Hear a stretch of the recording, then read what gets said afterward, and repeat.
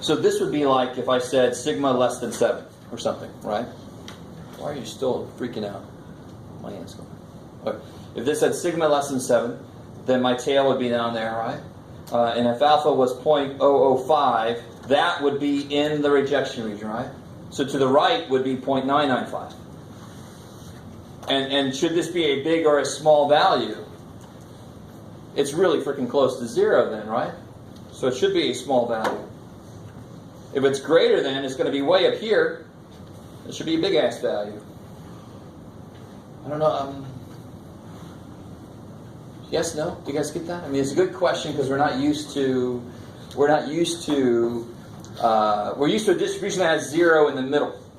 We've been using that for most of the semester, but now I folded that over, so all the negatives are now on that side. So when I'm really far down this way, my score should be very small because it's almost 0. How are we doing there? Do we understand the question, or what's happening? Or are you guys just like, please let it stop? Say again? It can't be less than 0. Can't be less than 0. It just has to be small numbers. So if the area above is big, that's pushing it back to be really close to 0. That's why these values are always going to be less than these values. Always. So let me see. So I could have a situation where, it goes 1, 2, 3, 4, 5, 6, 7, 8, 9. So these are always going to be 1, 2, 3, and these are always going to be 9, 10, 20, whatever. I mean, that's all there is to it. That's it. It starts at 0 and it goes up. So if your tail is on this side, the scores are going to be smaller. If your tail's on that side, the scores are going to be bigger. That's it. I like it. And I like this formula because it explains why chi gets bigger and bigger and bigger. As n gets bigger, the chi scores are going to get bigger because this number is getting larger. It's multiplying by a larger number.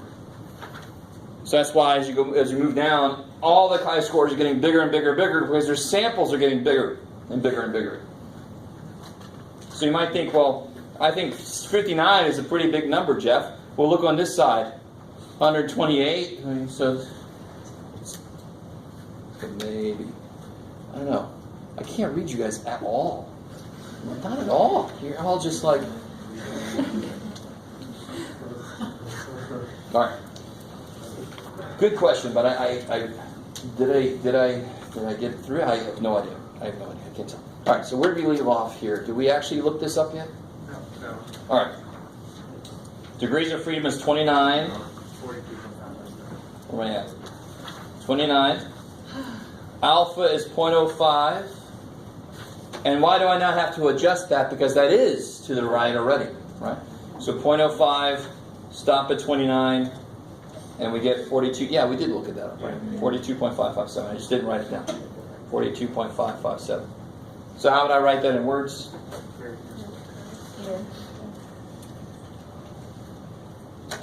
Good. If chi squared is bigger than 42.557, we can reject the low, support the high. I like it. So now let's actually figure out our chi-square. We know what S is. We know what sigma is. We know how to convert that to a chi-square score now with this formula that doesn't look like a z-score formula, but it does the same kind of job. So what's my chi-square going to be? N minus 1, which is 29. Times sigma squared, S squared over 3.4.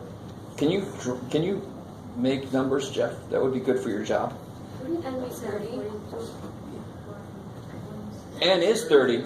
N minus 1. Oh. Yeah.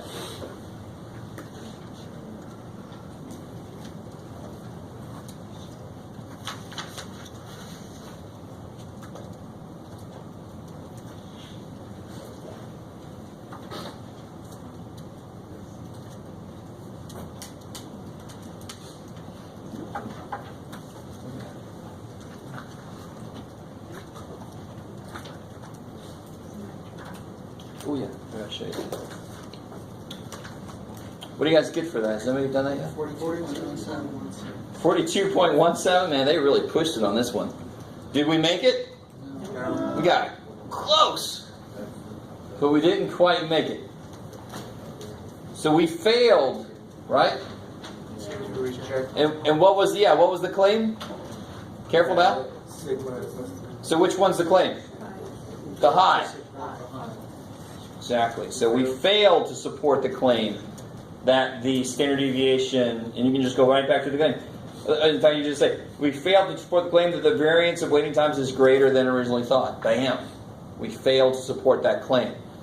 Because to show evidence that here's where it's originally thought to be, if we feel it's more, we got to find it so much more that that's got to be the truth. And we didn't find it, we just found it to be right there. We didn't quite find it far enough away. Now real quick, can you guys see from this formula, if S and sigma were the same in this problem, what would the chi-square be? If S and sigma were the same, what do you get when you divide them? 1. And what's n minus 1 for this problem? No, keep that in mind. So where should that be on the picture then? If they're the same, that should be right there. That should be right in the middle. So look, stay with me now. Stay with me. For degrees of freedom of 29, what's right in the middle? Where to go? Here. You guys see the middle would be in the middle of these, wouldn't it? So what's in the middle of these? 20. Frickin' 9. So what you're trying to do, your chi-square, if they're the same, it would equal the degrees of freedom. So how much bigger than that must it be? It must be 42.557. So if that is so much bigger than that, that's going to make this chi-square bigger, isn't it? And that 42.557 is just the evidence required for this specific problem, right? Because just because you're bigger is not good enough. You've got to be so much bigger, and that's what we know from hypothesis tests from before.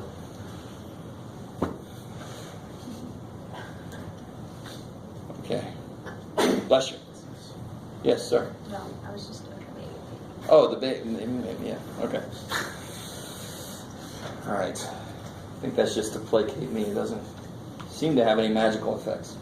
All right, so here's what we're going to do. Let's see what happens. It's very exciting. I even have a little tiny bit of color on this. It's neat. So, if you want to get together and tackle this, that's fine. Oh, let me see. Is that it? No. I'll find you. All right. This involves using 1-bar stats in the calculator. I'll give you a big old thing of data, which here in stats class, you should be surprised if you don't get something like that every now and again. Thank you.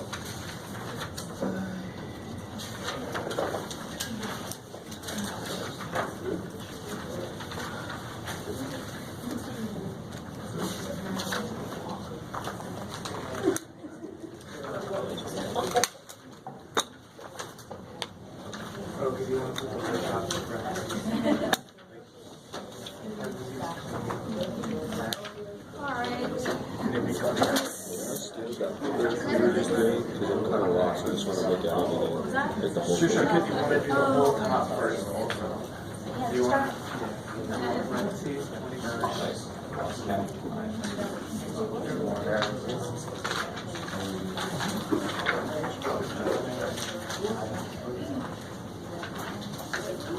John minus